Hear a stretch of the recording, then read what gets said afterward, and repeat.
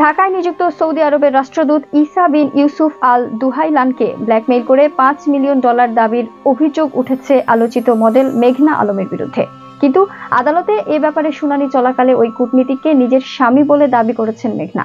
বৃহস্পতিবার সকালে তাকে এবং তার সহযোগী আটক দেওয়ান সমীরকে হাজির করা হয় ঢাকার মেট্রোপলিটন ম্যাজিস্ট্রেট আদালতে।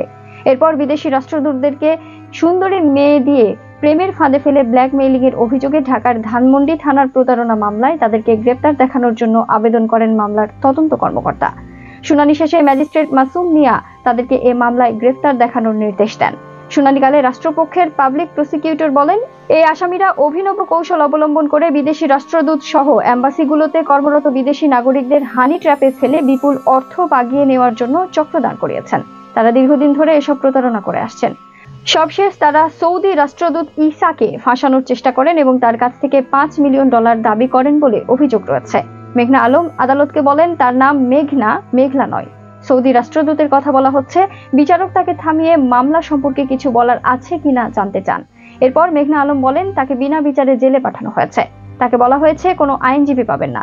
বিষয়টি হলো, রাষ্ট্রদূত ঈসার সঙ্গে তার একমাত্র সম্পর্ক, আর কারো সঙ্গে না। সৌদি রাষ্ট্রদূত ঈসার সঙ্গে তার বিয়ে হয়। ঈসা অভিযোগ করেন তিনি নাকি বাচ্চা নষ্ট করে ফেলেন। এটা মোটেও সত্য না। এসব বিষয় নিয়ে পররাষ্ট্র মন্ত্রণালয়ের ডিজি শফিকুরের সঙ্গে কথা বলেন। এরপরেই পুলিশ তাকে গ্রেফতার করে। অন্যদিকে মেঘনার সহযোগী হিসেবে আটক দেওয়ান সমীর আদালতকে বলেন, তাকে মেঘনা আলমের বয়ফ্রেন্ড বলা হচ্ছে। এটা ভুল তথ্য, তার সঙ্গে মেঘনার কোনো সম্পর্ক নেই। গত 9 এপ্রিল রাতে মডেল মেঘনা আলমকে ঢাকার বসুন্ধরার বাসা থেকে আটক করে হেফাজতে নেয় মহানগর পুলিশের গোয়েন্দা শাখা। স্বরাষ্ট্র মন্ত্রণালয়ের আদেশ অনুযায়ী পরদিন 10 এপ্রিল রাতে আদালত তাকে বিশেষ ক্ষমতা আইনে 30 দিন আটক রাখার আদেশ দেন।